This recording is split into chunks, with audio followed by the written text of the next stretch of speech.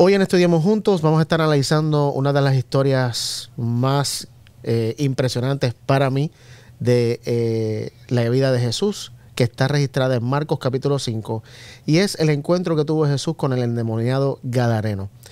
Eso es lo que vamos a estar estudiando hoy profundamente y analizando aquí en la mesa en Estudiamos Juntos.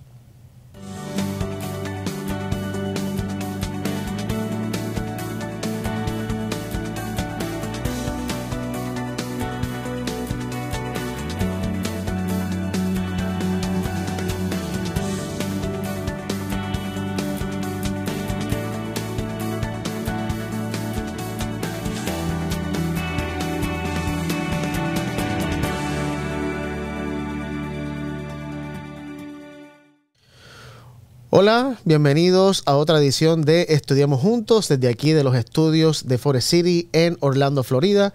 Te damos la bienvenida como todas las semanas aquí a nuestra mesa para profundizar en el estudio de la Biblia. A veces digo que es el repaso de la lección de escuela sabática, pero realmente es un estudio de la palabra de Dios y eso es lo que queremos hacer hoy.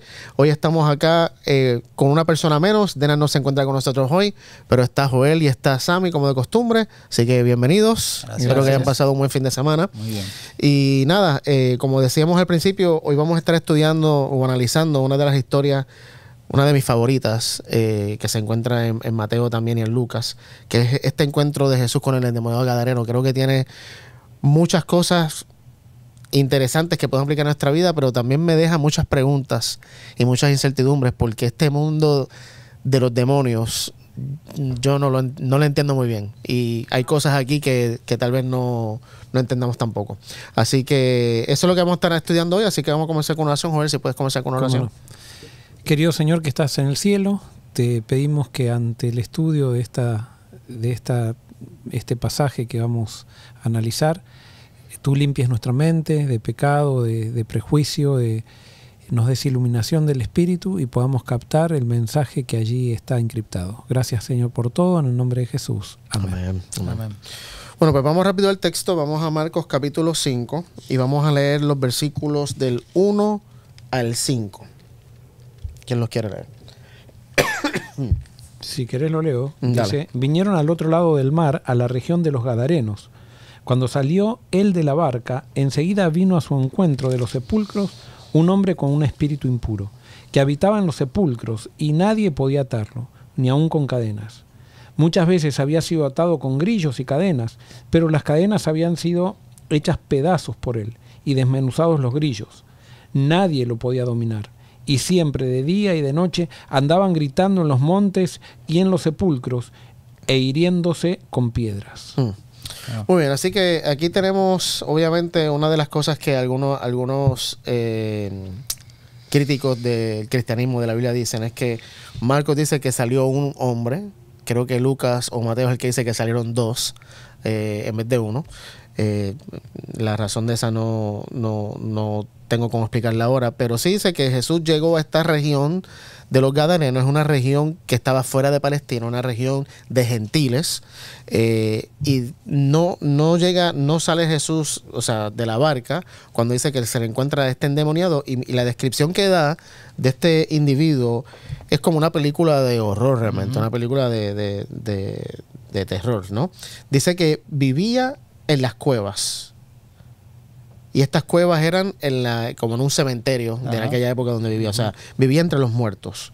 Dice que gritaba como un loco, porque realmente estaba loco. Y dice que se cortaba con piedras filosas. Entonces también dice que la gente lo trataba de atar con cadenas o grilletes, y el tipo las rompía, o sea, y las destrozaba. Me llama mucho la atención la descripción que da de esto, porque es una descripción que no la veo en ningún otro lugar de la Biblia, de un poseído. Los demás poseídos que habla la Biblia eran tipos, por ejemplo, el que ya vimos en Marcos, un tipo que estaba en la iglesia. No estaba cortado ni nada. Pero este individuo es como que la máxima expresión de un endemoniado que vemos en la Biblia. Una de las cosas que, como ya mencioné, que el tipo hacía, que dice que se cortaba, me recuerda a la historia de Elías en el Monte Carmelo, cuando los profetas de Baal también estaban clamando, y dice que cogían y se cortaban hasta que la sangre le chorreaba, ¿viste? Evidentemente actos satánicos. Así que vemos esta descripción de este endemoniado. Es como que los demonios que poseyeron a este hombre lo habían deshumanizado. O sea, parecía más un animal que un ser humano. Yo creo que los otros endemoniados todavía tenían cierto control de sí mismos. Estos ya, específicamente había perdido total control de sí mismo. O sea, había algo todavía, porque siempre hay algo, Claro. pero ya era totalmente controlado y dominado. Los otros todavía podían ir a una sinagoga o algo por el estilo, o que quizás también eran controlados por los demonios para ir a una sinagoga. Pero acá ya era algo totalmente desquiciado, ¿no? Pero, y pregunto, no sé, no era una legión que estaba con él. Sí, ¿No será que quizás al tener una legión, que al tener tanto, menos control, más poder, no sé? Sí, no, y puede ser. Y más adelante vamos a hablar de eso por el hecho de Jesús en otro lugar de la Biblia habla de lo que ocurre con un ser humano cuando es poseído por demonios y como cuando se va uno, pero vamos a llegar a eso ahorita. Okay. Pero la deshumanización, evidentemente cuando Satanás pudiera tener control total sobre nosotros, lo que quiere es destruirnos y matarnos. O sea, yo creo que ni siquiera destruirnos y matarnos, porque este hombre no estaba destruido y muerto, pero sí tenernos en un estado... Humillación. Exacto, que genere confusión, que traiga sufrimiento a la gente que vive alrededor. O totalmente. sea, todavía esta persona era un instrumento de Satanás. Ahora, esta persona, la pregunta es, ¿todavía Dios estaba actuando en su corazón o no? Yo siento que sí. Porque entonces, posiblemente, nosotros decimos, ¿por qué Satanás no lo destruía? Y sin duda que Satanás no lo destruía porque Dios no lo permitía que lo destruya todavía. Exactamente. Y podemos aplicar eso tal vez hoy también en día a nosotros. O sea, que vemos a Satanás obrar tal vez en nosotros o en alguna persona cerca de nosotros que todavía, o sea, yo creo que, no sé cómo decirlo, yo pienso que Satanás no tiene autoridad para matarnos.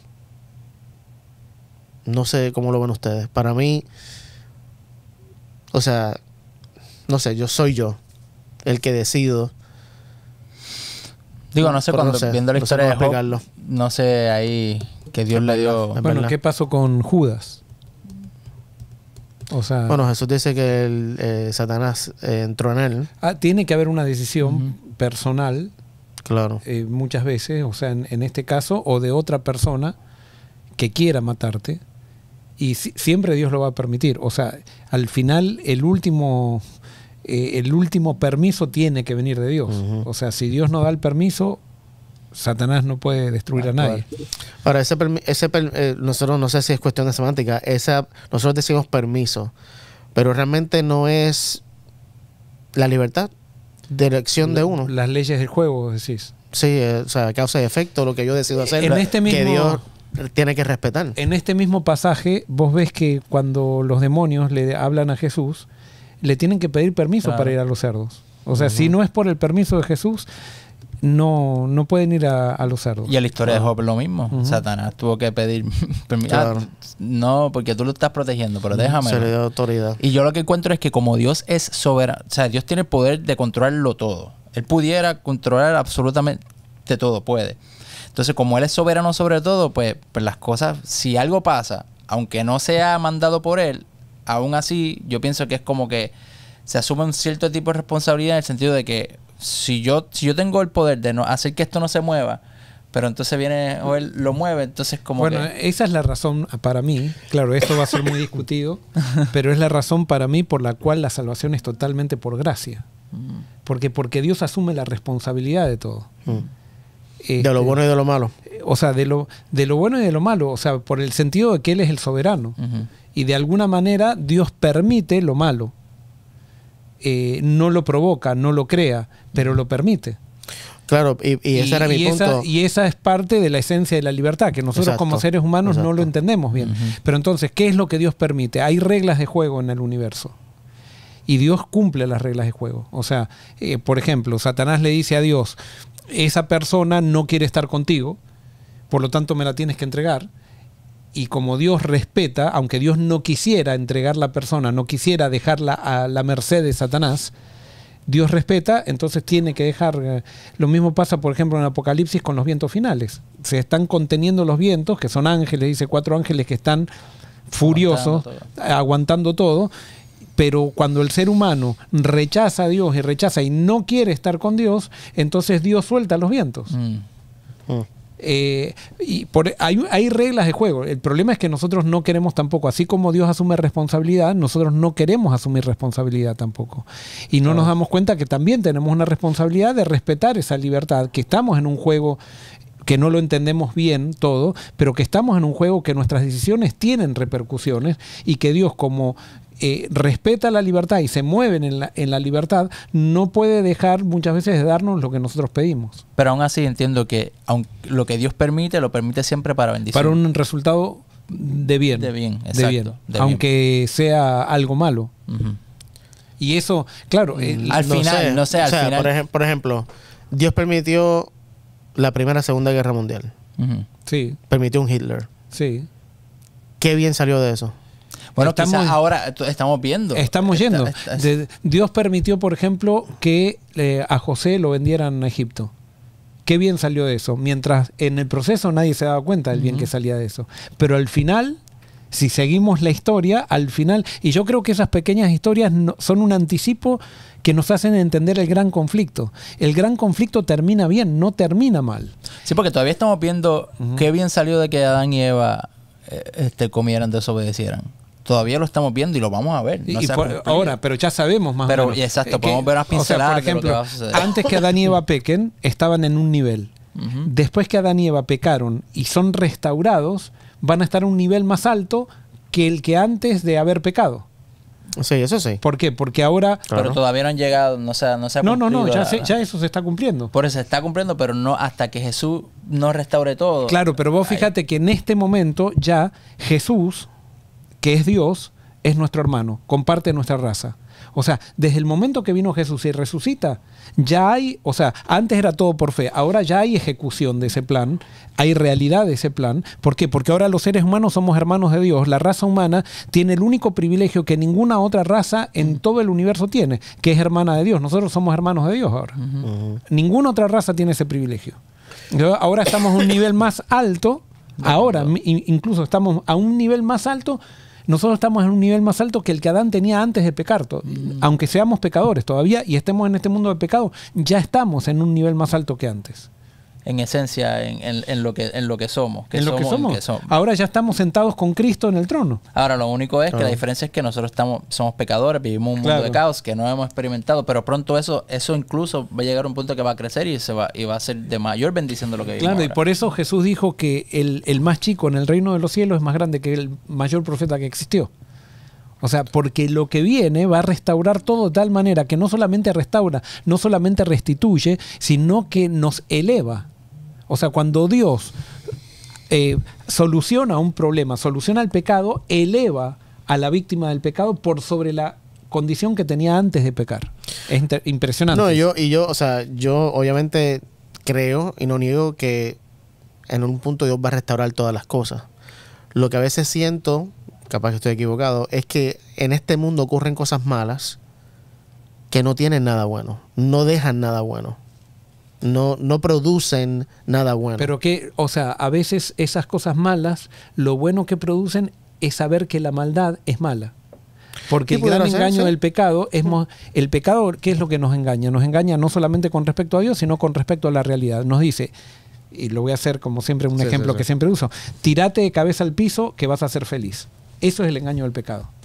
Adulterá que vas a ser feliz. Entonces yo a veces tengo que adulterar para darme cuenta que es una mentira, que si no, no me doy cuenta. Entonces, cuando hay tanta maldad en el mundo, ya llega un momento que todos decimos, no queremos saber más nada de esto. O sea, esto realmente, y voy a hablar un término, es una porquería. Todo lo que vivimos es una porquería.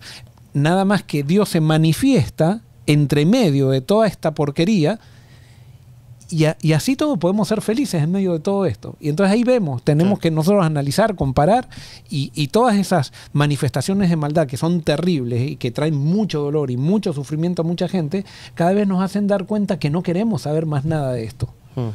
No, y en eso estoy totalmente de acuerdo. Y por eso, en esta historia yo creo que justamente Jesús, y no sé, mientras tú hablabas también me vino a la mente, ¿será que todas estas acciones que Jesús hizo en la tierra eran un preámbulo de la restauración final de todas las cosas? Yo eso ¿verdad? lo creo. O sea, Jesús no actuaba en el vacío.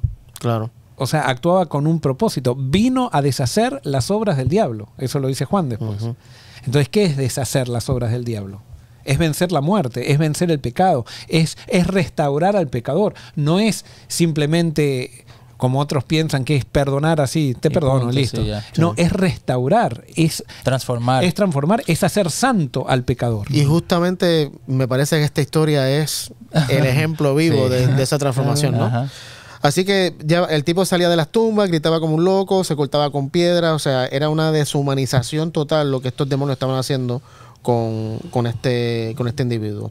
Me llama mucho la atención también, mientras estaba leyendo el texto, que nunca lo había visto de esa manera, y no sé qué piensan ustedes. El versículo 4 dice que los mismos de él, cuando lo veían, lo ataban con cadenas y con grilletes, y que él las rompía de las muñecas, las destrozaba. Y dice que no había, mi versión dice, no había nadie con suficiente fuerza para someterlo.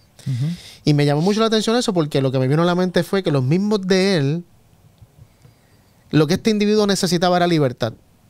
Y lo que lo hacían los amigos de él era ¿qué? Atarlo. Encadenarlo.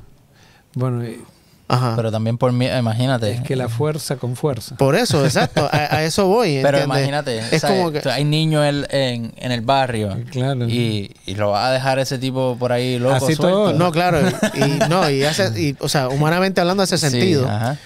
Y no sé, capaz que como esta gente no era judía, Ujú. no tenían tal vez esa idea de Dios, pero me llamó mucho la atención que cuando alguien necesita libertad, que está encadenado Claro. literalmente, lo que hacemos muchas veces nosotros es encadenarlo más. Lo que pasa que para mí, y era lo que hablábamos antes fuera de cámara, o sea, la fuerza, el que está esclavo, es solamente con esclavitud que puede dominarse.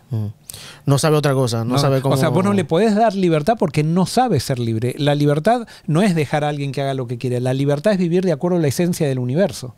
Y cuando alguien no tiene el Espíritu Santo, no vive de acuerdo a la esencia del universo y por eso necesita ser restringido. O sea, sería... Porque hay gente que entendemos mal el amor de Dios porque Dios respeta la libertad, Dios no usa la fuerza, pero cuando hay alguien que está en pecado y que está esclavizado, la única manera que lo restringe es la fuerza. No hay otra manera. Eso es bien interesante. O sea, es para hacer un programa esto, ¿no? Sí, porque entero. decimos que Dios no usa la fuerza nunca. Claro, pero entonces lo que pasa es que Dios permite que la fuerza misma haga fuerza en contra del mal. Voy a dar un ejemplo que siempre lo usamos también. Sí. Es, por ejemplo, si no hubiera una multa para pasar semáforos en rojo, todos pasaríamos semáforos. No es por amor que no pasamos el Es semáforo por el en rojo. pecado que se necesita, porque hay El un mundo pecado de necesita límites. Claro. Y por eso hay ley. las sociedades Claro. necesitan leyes que restrinjan, porque si no sería un desastre. Y las sociedades que tienen las leyes mejores, que restringen mejor, son las mejores sociedades. Donde no hay ley, entonces, Sí, pero claro. alguien dice, por eso en la iglesia tiene que haber... Es que eso es lo que... La iglesia no es una sociedad como este mundo. La iglesia trabaja en transformación de corazones. Entonces, cuando nosotros estamos hablando de que Dios puede transformar corazones, en las iglesias no puede haber leyes que restrinjan.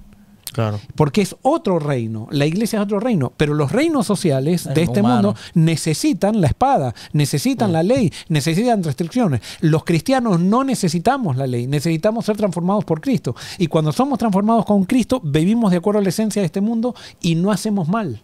Ujú. Y bueno, esta gente usaba la fuerza y lo trataba de someter. De paso, la palabra en el hebreo, en el griego de someter es... la palabra dominarlo, que no podían dominarlo, es la misma palabra que usa Santiago 3.7. ¿Quién puede leer Santiago 3.7? Yo lo puedo buscar. Dale. Y miren cómo lo usa Santiago. Santiago la palabra 3:7. dominar. Sí. Dice, Pues fieras y aves, reptiles y criaturas marinas de toda clase pueden ser domadas y han sido domadas por el ser humano. Ok, Santiago está hablando, obviamente, está hablando de la lengua, ¿no? Que podemos domar todos los animales, pero no podemos dominar la lengua. Pero usa esta misma palabra, que es la palabra, tenía por aquí, se me olvidó dónde la tengo ahora, damaso, que es restringir, como dominar, someter a un animal. Así estas personas trataban de dominar a este individuo, como si fuera un animal. Encadenado, no sé, en Puerto Rico, no sé, en Argentina.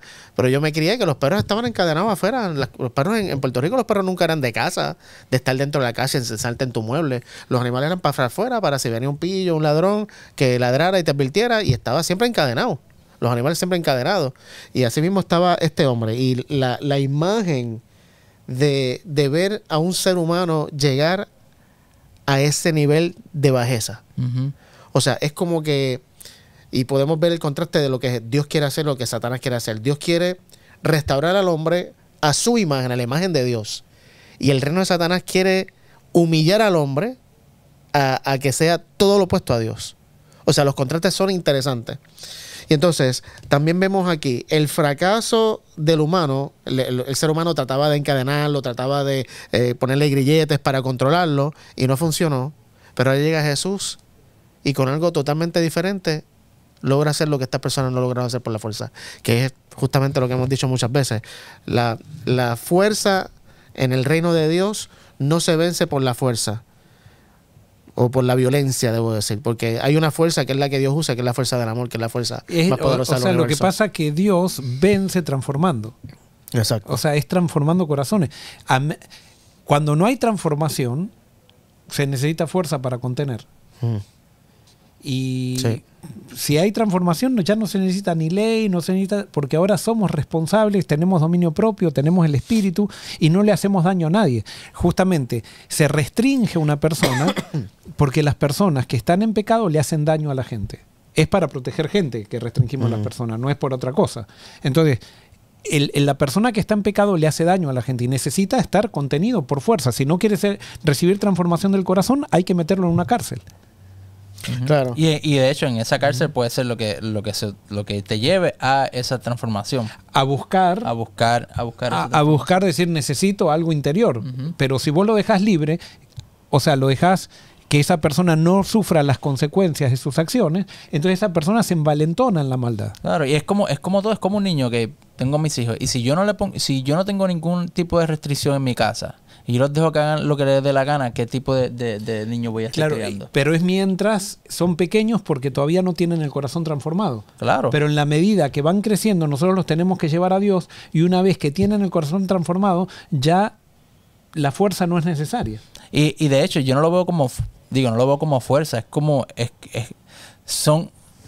de hecho, ahora mismo como adultos, si yo estoy por ejemplo, aquí, nosotros tenemos que tener ciertas guidelines o normas o cosas que hay que seguir por respeto, por amor a nosotros. Es como que si todo se hace como a lo loco, es como que... pero por ejemplo, está bien, pero por ejemplo, no sé si alguno de ustedes en este momento está diciendo, yo a este lo mataría. No, a vos, por ejemplo, porque quizás está pensando de manera diferente. Eso no. Gracias a Dios. Pero ¿por qué no nos sale eso? Porque Dios está habitando nuestros corazones. Pero si no, sí, posiblemente por una diferencia acá en la mesa ya nos estaríamos discutiendo y con ganas de matarnos. O sea, pero es porque Dios habita en nuestros corazones. Una vez que Dios habita en nuestros corazones, las guidelines, como las normas y eso, salen de adentro. No vienen de afuera, sino que salen de adentro. Y por eso el error más grande que comete el cristianismo es traer la manera de actuar y los métodos de la sociedad a la iglesia, al reino de Dios. Cuando queremos una persona que necesita libertad, lo que traemos a la iglesia es más encadenamiento, más grilletes, más amarrado, más control sobre las personas. Porque no estamos tratando de que las personas sean transformadas, sino lo que buscamos es que las personas simplemente por afuera parezcan lo que somos todos. Por eso es que el discipulado para mí es de lo más importante que tenemos que tener en la iglesia, porque entonces así estamos activamente ayudando a las personas que vayan teniendo una transformación, que vayan creciendo, porque lo mismo, si tenemos una iglesia que simplemente hace lo que le da gana, podemos tener a alguien una persona que vamos a ponerle que con un niño, que una persona que está atraído a niños o algo así, entonces pues esa persona hay que tener algún tipo de restricción. Lo que pasa o regla. es que el discipulado, No dejarlo. el objetivo del discipulado, el principal objetivo, no el único, el principal objetivo del discipulado es transformación de la persona que es discipulada. Para nosotros muchas veces la iglesia occidental ha entendido que discipulado es traer personas a mi iglesia. Y eso es proselitismo, no es discipulado. Discipulado busca, el centro del discipulado es la persona. El centro del proselitismo es la iglesia. Totalmente. Y no es así. Durísimo, sí. Así que por eso, como hemos dicho aquí muchas veces, si en la iglesia tú ves algún tipo de violencia, algún tipo de fuerza, de coerción, de manipulación, de todos estos tipos de acciones, no es lo que Dios, no es el reino de Dios. Bueno, es correcto. Y ahora estamos entrando a otro tema. Quizás esta lección va a tener que ser muy larga, pero ahora, esa es la causa por sacar a alguien de la iglesia. Hay disciplina en la iglesia, que vos decías, hay patrones. Claro. Cuando alguien se pone autoritario, esa persona tendría que salir, o sea, tendríamos que decirle, vos acá no tenés lugar, no sos parte de este grupo. No, nosotros decimos, voy a hacer un ejemplo superficial que no es real, pero para ustedes aplíquenlo a la realidad que ustedes están viviendo. Pero decimos, las personas que se visten de rojo no pueden ser parte de la iglesia. Pero el chismoso, el autoritario, el que usa la fuerza, ese sí puede ser parte de la iglesia. Pero el que se viste de rojo, no. O sea, los criterios para identificar un cristiano los hemos hecho tan superficial que en la iglesia podemos ver violencia, podemos ver un montón de cosas que realmente no tienen que ver con el reino de Dios. Porque vivimos de apariencia, entonces es la apariencia, ¿cómo es que se llama? La apariencia de piedad. Claro. Sepulcro blanqueado. Entonces, como que alguien que nos está escuchando está diciendo, pero entonces que hagan todo lo que quieran en la iglesia. No, busquemos la transformación de las personas de corazón, y por eso lo que tenemos que hablar en la iglesia es de Cristo, del Espíritu Santo, de la lealtad a Cristo, que tenemos que vivir imitándolo a Él. O sea, eso sí tenemos que hablar en la iglesia. No es tampoco ese amor fingido, que también es un amor superficial, que dice, Cristo te ama, haz lo que quieras porque Cristo te ama. No, y por eso me gusta mucho hacer el contraste de cómo funcionan los reinos de este mundo y cómo funciona el reino de Dios, porque justamente los reinos de este mundo, ¿de qué tienen que estar hablando? De las reglas, de las normas, de que no puedes violar esto, de las consecuencias. Y ahí, en ese setting, en ese contexto funciona bien. Claro. Pero no, o sea, tratas de traer eso acá o lo de aquí allá, y no va a funcionar. Por eso porque aquí está el reino es el pecado. Correcto. Y allá es el reino y por eso de Dios. Unión, iglesia y Estado, decimos, estamos totalmente en contra, porque son dos cócteles diferentes. Tienen que gobernar distintos. Sería un oxímoron, dicen en inglés, el tratar de vivir con los dos principios del mundo y de Dios. Muy bien, otro punto interesante de acá es que hasta este momento de la lectura o de la historia, desde una perspectiva judía, todo es totalmente impuro. Por ejemplo, el lugar donde Jesús está, que es Gádara, o hay otros lugares que tienen otro nombre dependiendo de la versión. La región de Decápolis, que Jesús la menciona al final, es una región totalmente gentil. De la perspectiva judía es inmunda. El vivir en las tumbas, por ejemplo, o el tocar incluso un muerto, según la ley judía, era totalmente, te convertía en mundo de peso. Números 19, 11 a 14 habla de eso. Y obviamente esta gente más adelante dice que criaban cerdos y según Levíticos 11, 2 y 7, el cerdo es un animal inmundo, y habían leyes que los judíos hicieron de que ni siquiera podías criar cerdos, porque el criar cerdo te hacía una persona inmunda. Lo que me gusta. Pobre cerdo, ¿no? O sea, no, totalmente. Qué discriminación. Totalmente. Y por eso me gusta esa comparación, porque Jesús llega a romper con todo ese estigma que la gente tenía en la época. O sea, el judío ni siquiera tocaba esa ciudad. Sabíamos que el judío ni siquiera pasaba por Samaria. Pero Jesús, a propósito, llega a esta región para encontrarse con este tipo, para demostrar que en el reino de Dios no hay diferencia. No hay inmundo ni hay puro. Todos somos uno. Y Dios busca a todos. Y Dios los busca a todos. No es iniciativa, Dios busca, Dios sale a buscar. Y en este caso sale a buscar al peor de todos. O sea, este endemoniado es el peor de todos los endemoniados. Y por eso Jesús rompe todos los parámetros que la mente judía tenía. Imagínate, la otra vez estuvimos hablando de cómo Jesús rompió lo del sábado y todas las demás cosas. Imagínate el judío que ve a Jesús entrar a esta ciudad, hablar con este hombre, todo lo demás, diría, este tipo no puede ser un rabino para nada. Ujú. Este tipo está desquiciado. Muy bien, vamos entonces ahora a leer los versículos 6 al 10. Cuando vio a Jesús desde lejos, corrió y le adoró.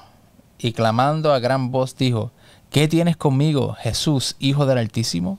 Te conjuro por Dios que no me atormentes. Pues Jesús le decía, sal de este hombre, espíritu inmundo.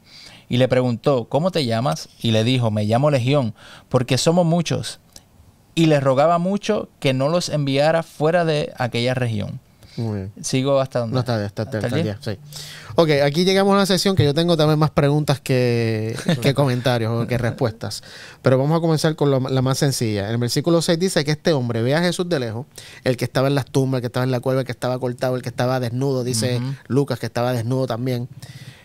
Y dice que va a Jesús y corre a Jesús, y la palabra para postrarse, la versión tuya me gusta porque dice que lo adoró. Es justo la palabra en el griego que es proskineo. Es la palabra para adoración en la Biblia. Y la pregunta que tengo es, ¿cómo es posible que este hombre poseído por un demonio, no por uno, perdón, por miles, ve a Jesús y lo adora? ¿Y habrá sido ¿Sería él? el hombre o serían Pues esa es la pregunta, porque serían los demonios? No, para mí esta es la evidencia de que el Espíritu Santo todavía estaba trabajando en este hombre. O sea, es lo que decíamos. ¿Qué hacen los demonios? Nos va haciendo perder el control de nosotros mismos. Ujú. Pero todavía había una necesidad en este hombre que estaba despierta por el Espíritu Santo y él va y lo adora a Jesús. Pero ¿quién habla? Claro, el Lo demonio. controla el demonio. Entonces el demonio le dice, vete y no me atormentes. O sea, fíjense, el demonio no quiere estar con Jesús. Correcto. Pero la persona sí. ¿Y quién Wow. vence?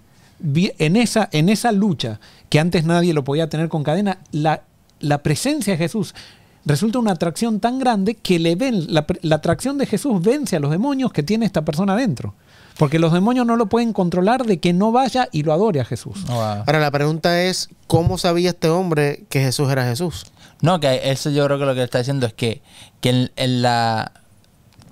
cuando la necesidad humana, eso salió de él, estaba esa parte humana, todavía estaba que necesitaba adorar. Pero entonces, cuando habla, el que habla no es él, sino el que Sí, habla pero es... ¿cómo sabía el demonio? Este tipo nunca había visto a Jesús. El No, los Espíritu demonios. Santo. Ok. O los O sea, demonios, no ok. solo los demonios, porque los demonios son los que están Aparte, diciendo... el demonio sabe, pero el Espíritu Santo es el que conoce a Jesús. Nadie conocía, o sea, Jesús era un personaje histórico. Se cruzaba con alguien y era un personaje histórico, era un humilde carpintero. Era el Espíritu Santo que hablaba a las personas cuando se cruzaban con esa persona para decir, este es diferente.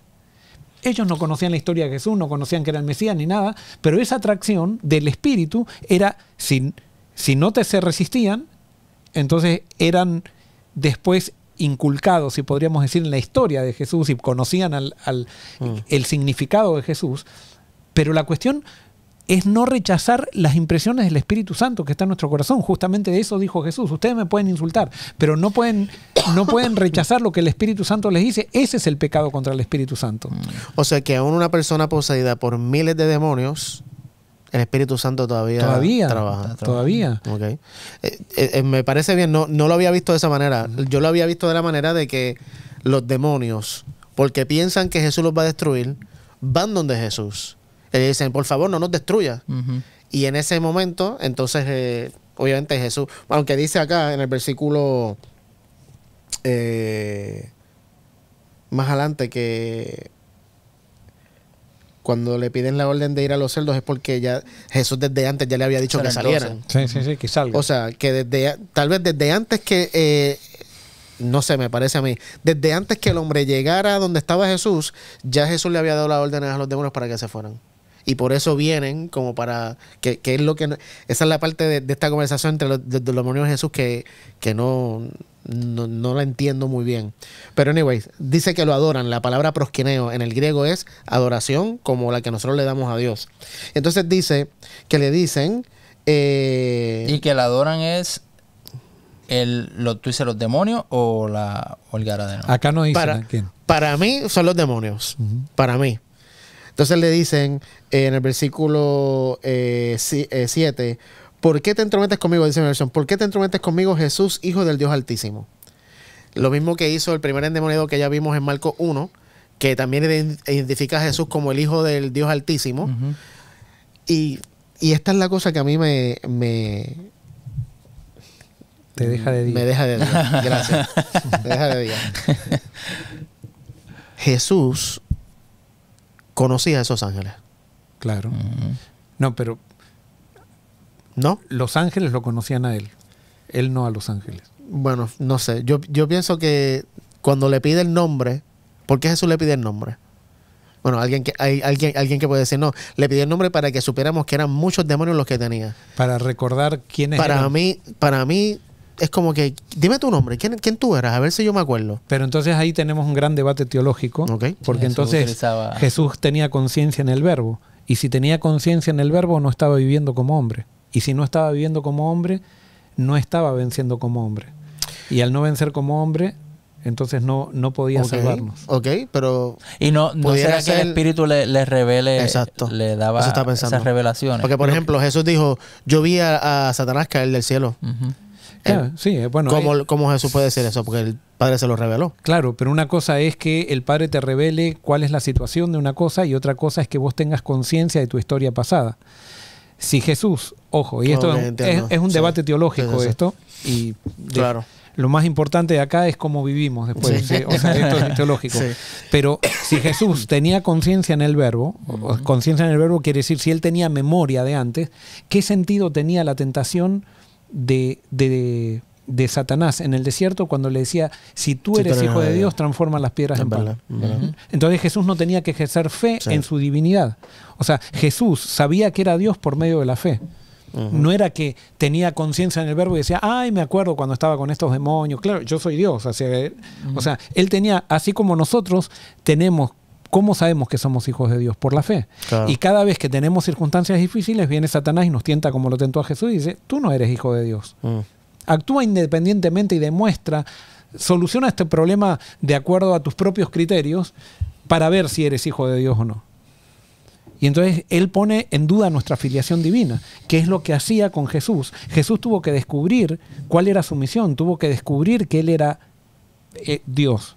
Él tuvo que descubrir que él era diferente a todos los demás, diferente en el sentido de que él no tenía, a mi criterio, él tenía debilidad, la debilidad del pecado, pero no tenía tendencia pecaminosa. Claro. Entonces, todo eso Jesús lo vivía por la fe, de la misma manera que tenemos que vivir nosotros. Si él tenía conciencia en el verbo, Ahora, es interesante que tú mencionaste que, por ejemplo, en la tentación, Satanás hizo que él dudara de quién era, si tú eres el hijo. Pero aquí los demonios, cada vez que lo ven, afirman, claro, y tú eres el hijo. claro, porque ellos sí tenían memoria de lo que habían vivido con él. Entonces, y obviamente esto es todo especulación porque no sabemos, pero ¿qué impacto tendrían esas palabras de los demonios en Jesús? Y él tenía que ejercer fe. Y él, por la fe, sabía que era el hijo, y por eso buscaba a su padre. Él había escuchado la voz del cielo que decía, también tú eres mi hijo Claro, amado. sí, sí. Entonces, él tenía que tener fe en la palabra. Entonces, cuando estas evidencias eran evidencias, pero no eran pruebas. Porque también Jesús podría decir, este demonio me está engañando, está loco. O sea, Claro. así como nosotros podemos decir, esto no es, Sí, o sea, sí. esto es una enfermedad simplemente. No, él tenía que ejercer fe, pero la fe de Jesús era tan profunda, porque Jesús es el consumador de la fe. Es por la fe de Jesús que nosotros nos salvamos, después Pablo Claro. dice en Gálatas. O sea, porque él tenía una fe tan perfecta que era como si fuera realidad lo que él no veía. Eso no había duda en él. Claro. Claro, no había duda. Nada de duda. Bueno, pues entonces ellos le dicen hijo del Dios Altísimo, porque Santiago es el que dice que aún los demonios creen y tiemblan. O sea, ellos, y como Joel dijo, ellos sí reconocieron, pero entonces esa es otra pregunta. ¿Cómo los demonios reconocieron que Jesús era el hijo del Dios Altísimo? También tenían que tener fe. Porque, no sé, por ahí, o sea, escucharon la voz del Padre que dijo, este es mi hijo amado. No, pero... ¿Cómo se dice? La concepción sobrenatural que tuvo María y las apariciones de los ángeles. ¿Será por esa evidencia que ellos conectaron todos los puede dos? ser que, Yo creo que o sí. también acuérdate que ellos están en un plano espiritual que nosotros no vemos, o lo más seguro ellos están viendo y escuchando otros ángeles, Claro. o la gente que está rodeando. Lo más seguro ellos pueden ver que Jesús está rodeado de ángeles y saben quién eran. Yo no sé. O sea, Tiene que la ver- verdad, verdad. esto también Sí. es otro tema, ¿no? Pero, la vida celestial, todo tiene que ver con la fe. O sea, a mi criterio, no tengo tiempo ahora de demostrarlo ni nada, pero por ejemplo, cuando Jesús, antes de hacerse hombre, se hace ángel. Entonces, ¿cuál fue la prueba de los ángeles? La prueba de los ángeles era creer que ese ángel, el arcángel Miguel, era Dios. Lo tenían que creer por fe. Claro. Lucifer no lo creyó. Y porque no lo creyó, se apartó de Dios. O sea, siempre vamos a necesitar fe para vencer. No es que nosotros ahora vencemos de una manera diferente como tenían que vivir los seres celestiales. Y siempre el problema estuvo alrededor de la persona de Cristo, de la revelación de Dios. La fe tiene que ver con ejercer fe en quién es Dios. ¿Cuál es la revelación de Dios? Los ángeles, la tercera parte de los ángeles no quiso creer que la revelación de Dios era un ángel, el ángel Miguel, y se rebelaron contra el ángel Miguel. El arcángel Miguel, no el ángel. Sí. El arcángel Miguel. Después Dios se hace humano a través de Jesús. Y entonces ahora la gente tenía la misma, ¿es este el hijo del carpintero? ¿Será que realmente es Dios? Y hasta ahora mismo. O sea, esa es la prueba. El cristianismo no tiene un problema con Dios, el cristianismo tiene un problema con Jesús. Todo el mundo, todos nosotros tenemos un problema con Jesús, no es con Dios. Todo el mundo cree en un Dios. Sí. No, eso es verdad. Tú puedes hablar a la que tú menciones a Jesús o en ciertos canales te ponen hasta el pip. Sí. Si mencionas a Dios está bien, pero que diga la palabra en nombre de Jesús, te lo... Y vos fíjate que ahora, hasta en la misma iglesia cristiana, se enojan cuando decimos que Jesús es la revelación de Dios y que todo lo que hizo Jesús es lo que haría Dios. Dicen, no, Dios tiene que actuar diferente. Siempre el problema es Jesús. En todos lados. En todos lados. Y por eso hay un anticristo y por eso Jesús dijo, yo soy el camino, la verdad y la vida. Él es el centro. Si no logramos que Él sea el centro, no pasa nada. No hay iglesia cristiana si Él no es el centro. Y por eso Satanás entonces se ha encargado de distorsionar la imagen de Jesús para que creamos una cosa que no es cierta con respecto a Jesús. Porque si conocemos quién es Jesús, sabemos quién es Dios. Correcto. Muy bien, entonces seguimos acá. Ellos le dicen, te suplico que no me tortures, dice mi versión. Dice, en el nombre de Dios te suplico que no me tortures. Este es el versículo 7. ¿Qué dice la versión de ustedes? No me atormentes. No me atormentes. Muy bien. En el griego la palabra atormentar significa interrogar usando la tortura, arrojar, perdón, ¿qué escribí aquí? Afligir con dolores, acosado o angustiado.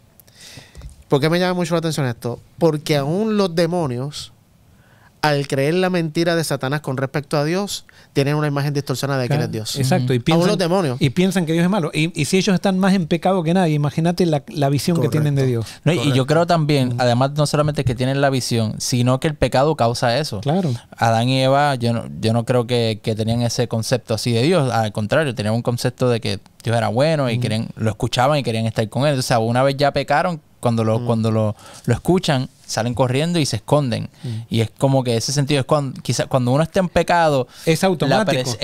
No necesito que alguien me diga que Dios es malo. Yo voy a pensar que Dios es malo. Totalmente, automáticamente. Y mientras más peco, mientras más me sumerjo en el pecado, mientras más me alejo de Dios, más malo veo que es Dios. Exacto. Y entonces lo brutal de esto es que al contrario, lo que se enseña es que entre más pecado, donde habita el pecado, abunda el pecado, sobreabunda la gracia. Entonces, ese concepto está en nuestra mente pecaminosa. Cuando estamos en pecado no lo entendemos, lo pensamos que es lo contrario, pero la realidad es otra.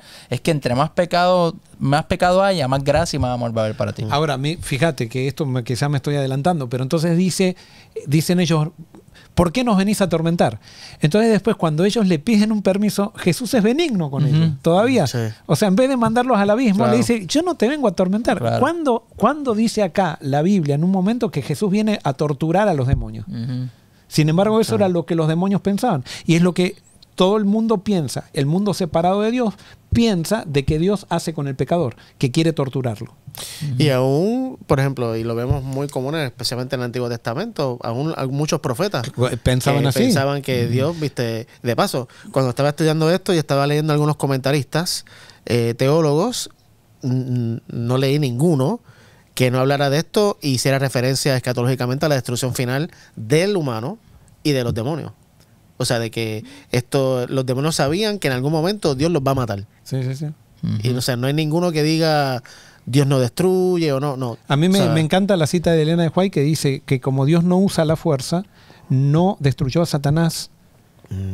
Y ella dice, Dios nunca utiliza la fuerza para solucionar el problema del pecado. Y claro, ojo, si alguien quiere creer ese concepto, lo cree, Claro, sí, sí. yo lo creo. Claro.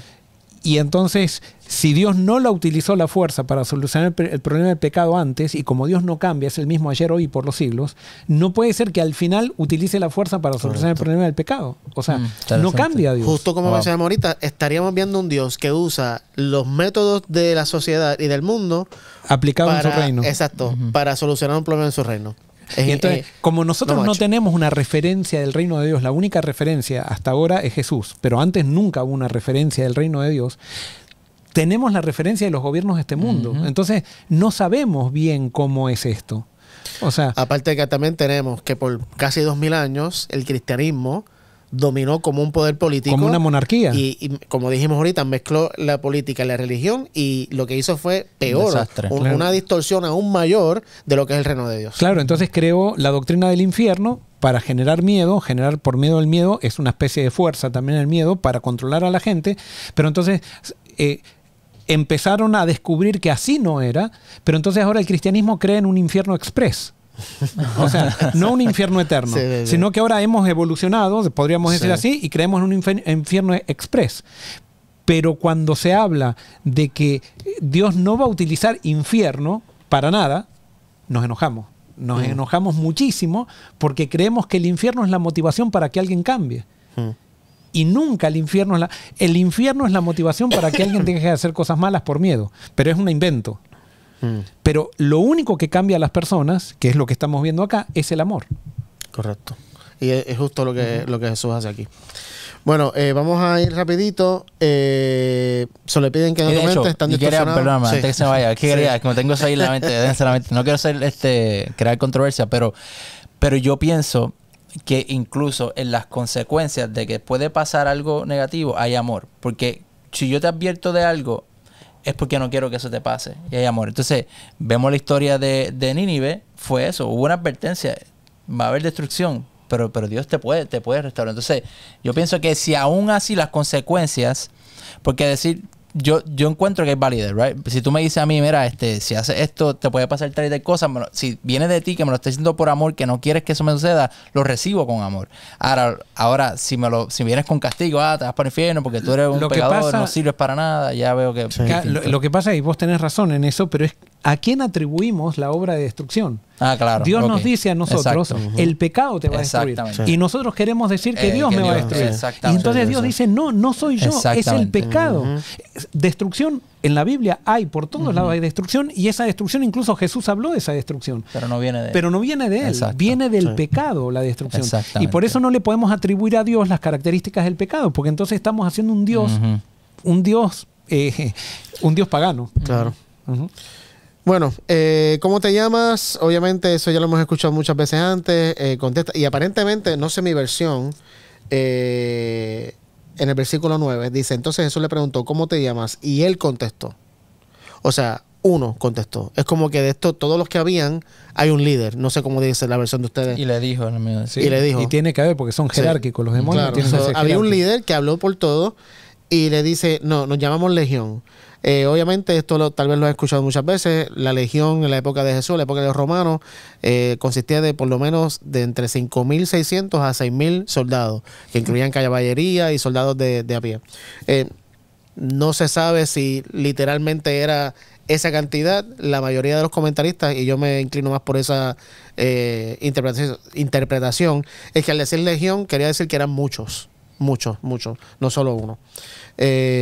La pregunta que tengo es, ¿qué hacían tantos demonios dentro de un hombre? Wow. Ponle que fueran 100, que no fueran 1.000. La legión son 5.600. Sí, con uno solo ya. Exacto. Entonces, evidentemente estaban cómodos ahí. Totalmente. Entonces, le suplican que no los saque de esa región. Ese es el versículo 10. Entonces los espíritus malignos le suplicaron una y otra vez que no los enviara a un lugar lejano, dice mi versión. Vamos a Mateo capítulo 12. Esto está bien interesante. De nuevo, esto puede levantar más preguntas que ¿Mateo respuestas. qué? Mateo 12, versículo 43 al 45. ¿Quién lo lee? Mateo 12, 43 al 45. Dice así. cuando el espíritu impuro sale del hombre, anda por lugares secos buscando reposo, pero no lo halla. Entonces dice, volveré a mi casa de donde salí. Cuando llega, la halla desocupada, barrida y adornada.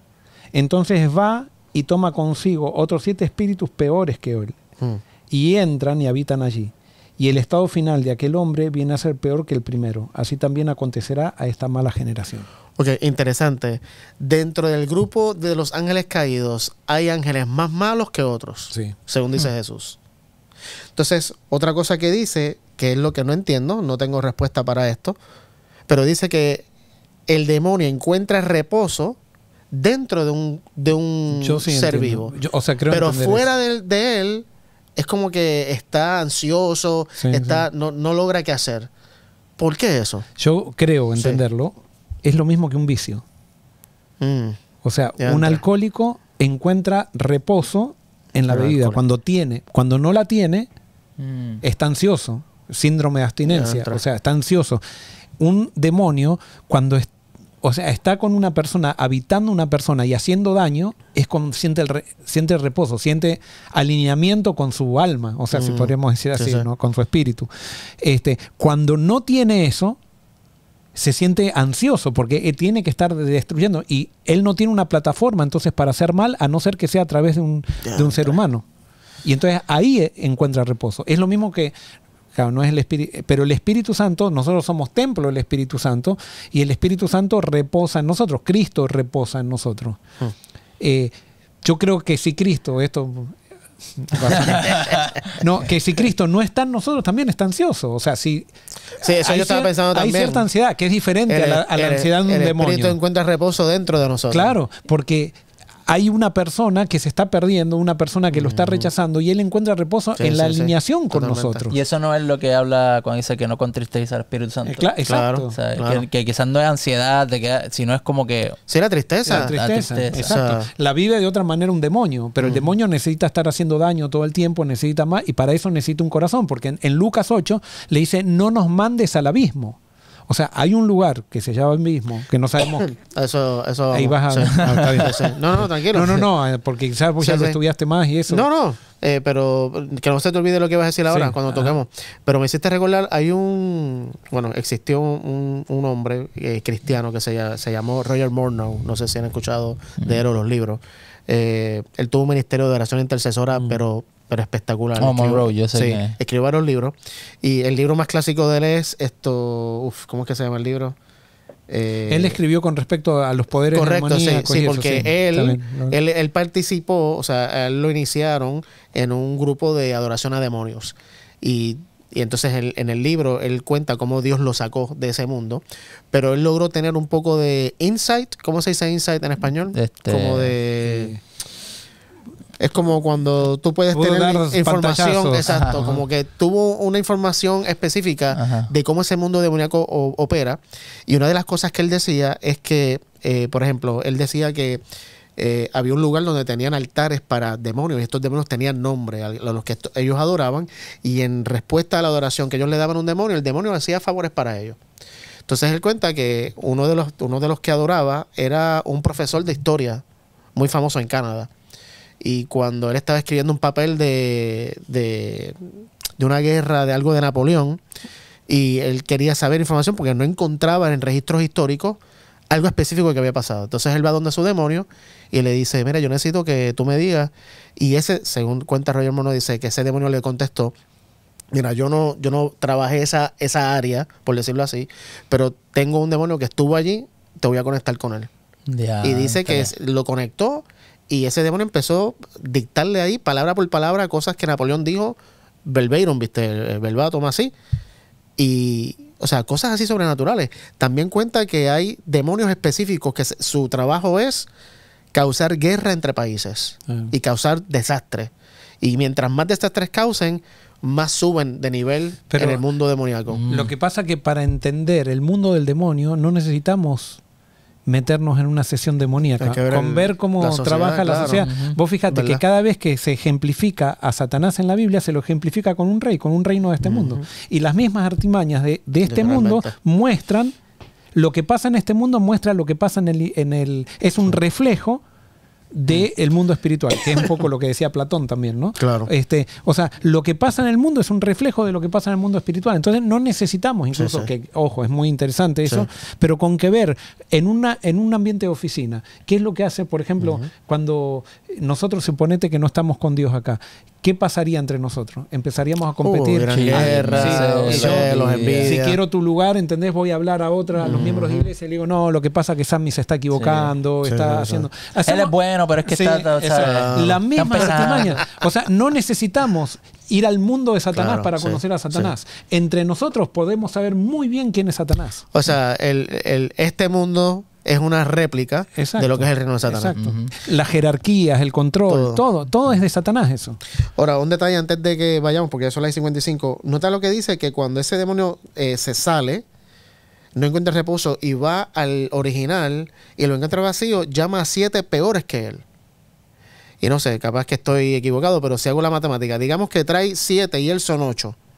Y de alguna manera ese individuo también lo saca a los 8.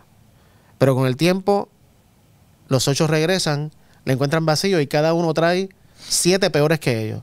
Y así, no sé si eso es lo que le pasó a este individuo. ¿Sí? O sea que tuvo una época de tal vez de altas y bajas, no sé si decir altas y bajas, no sé, de separación, no sé cómo explicarlo.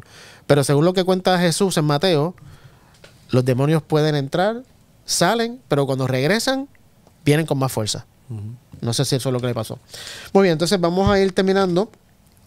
Vamos ahora a los versículos 11 al 20 y con esto ya terminamos. O sea, allí cerca de la montaña estaba paciendo un gran hato de cerdos. Y les rogaron, diciendo, envíanos a los cerdos, para que entremos en ellos.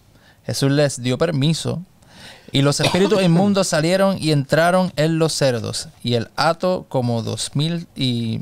¿Cómo es? Y el hato, como 2000 cerdos, se lanzó al mar por un despeñadero y se ahogaron en el mar. ¿Sigo leyendo? Sí, sigue. Los que apacentaban los cerdos huyeron y dieron aviso en la ciudad y por los campos. Fueron para ver qué era lo que había pasado. Se llegaron a Jesús y vieron el endemoniado que había tenido la legión sentado vestido y en su juicio cabal. Y tuvieron miedo. Los que lo habían visto les contaron que los que lo habían visto le contaron que él lo que le había pasado al endemoniado y lo de los cerdos. Y ellos comenzaron a implorar a Jesús que saliera de sus territorios. Y mientras él entraba en la barca, el que había sido poseído por el demonio les rogaba que le dejara estar con él. Pero Jesús no se lo permitió, sino que le dijo, vete a tu casa, a los tuyos, y cuéntales cuán grandes cosas ha hecho el Señor por ti, y cómo tuvo misericordia de ti. Él se fue y comenzó a proclamar en Decápolis cuán grandes cosas Jesús había hecho por él, y todos se maravillaban. Muy bien, obviamente, en verdad una hora no es suficiente, pero rapidito, lo de los cerdos, ¿por qué Jesús le da autoridad para que vayan a los cerdos cuando Jesús sabía, asumo yo, que iban a tirarse por ahí y iban a matar todos los cerdos? Hay quien dice que, por ejemplo, Jesús le dijo que se fueran los cerdos para que hubiera evidencia de que los demonios habían salido de este hombre. Y se metieron allá. Otros dicen que los demonios querían destruir y como no pudieron destruir al hombre, entonces querían ahora destruir algo, porque como tú decías ahorita, lo de ellos es destruir, matar, y si no, y Jesús lo permite. Eso se los dejo ahí, no sé si tienen un comentario sobre eso. Entonces dice que los hombres llegan, los de la ciudad, llegan cuando ven los cerdos que se cayeron y todo lo que está pasando, llegan y encuentran al tipo que, según la descripción de Lucas, estaba desnudo, todo cortado, me imagino desmoruzado. Lo encuentran sentado, vestido, dice aquí, en su buen juicio. O sea, estaba loco antes, ahora está en su buen juicio. Y dice que todos tuvieron miedo. Pero mira justamente lo que dice después. Tuvieron miedo y la multitud, versículo 17, comenzó a rogarle a Jesús que se fuera y los dejara en paz. Es interesante cómo el milagro tan grande que Jesús había hecho, el tipo que ellos no podían controlar con cadenas, ahora está ahí tranquilo y lo único que pueden pensar es, Jesús, tienes que irte de aquí. Ahora, es miedo al amor de Jesús. Es lo que pasa ahora. Tenemos miedo a que Dios haga cosas buenas. Increíble. Sí. ¿Por qué tenemos miedo a que Dios haga cosas buenas?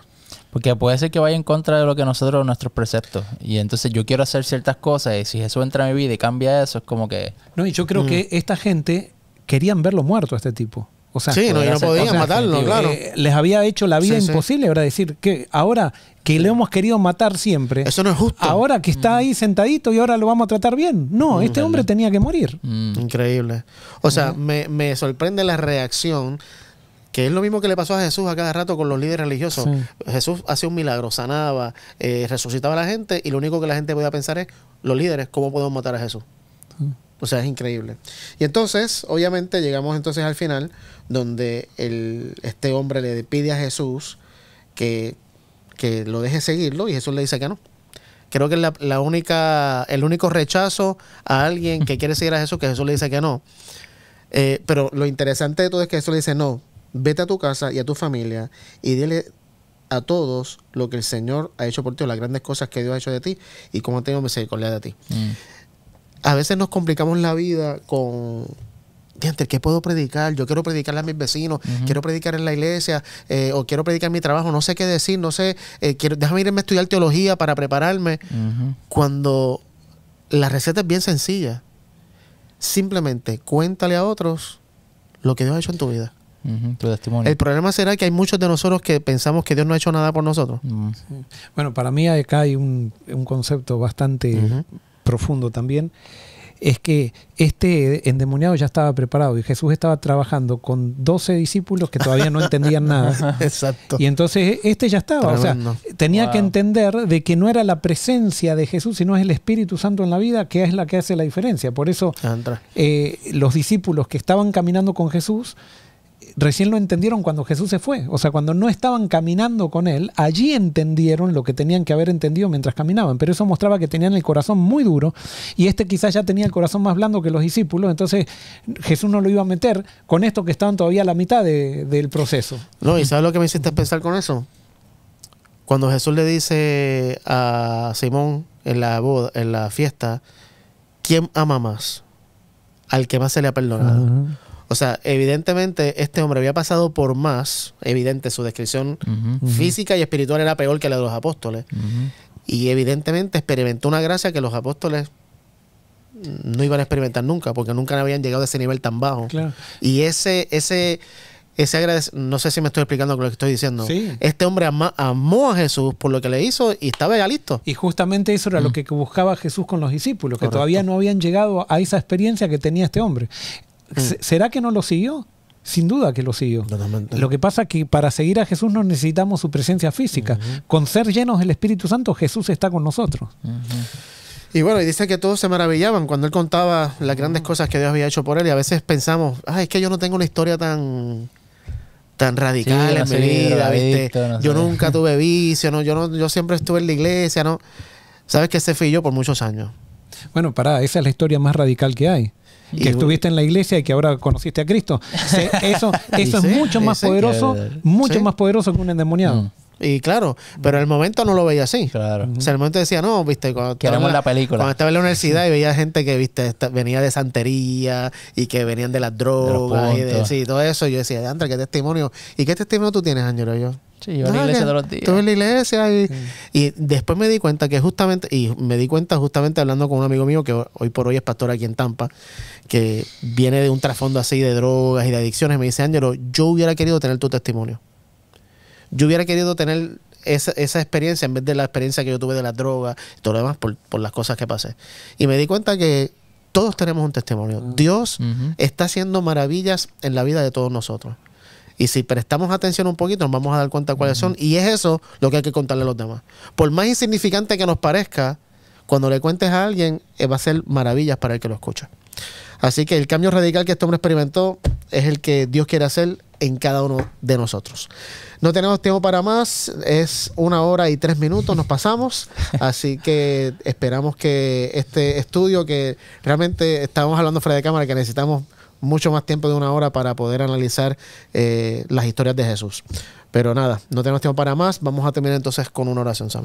Padre, gracias porque eres tan bueno, Señor, y porque en tu palabra hay tanto para aprender, para crecer y Y te agradecemos, Señor, que dentro de este mundo contaminado del pecado podamos experimentar de tu amor y de tu gracia. Gracias porque sabemos de que tú sigues trabajando y transformando nuestras vidas. Pedimos a aquellos que estén luchando con alguna situación, Padre, de que tu presencia lo llene todo y que así ellos puedan y nosotros también podamos ser un testimonio vivo de las maravillas que tú haces en las vidas. Gracias por todo. En el nombre de Jesús. Amén. Amén. Amén. Bueno, no te olvides que por más oscura que parezca tu vida, como la de este individuo, aquí en Marcos 5, Jesús quiere y tiene el poder de transformarte en el ser que Él te creó para que tú fueras. Si esto fue de bendición para ti, te pedimos que le des like.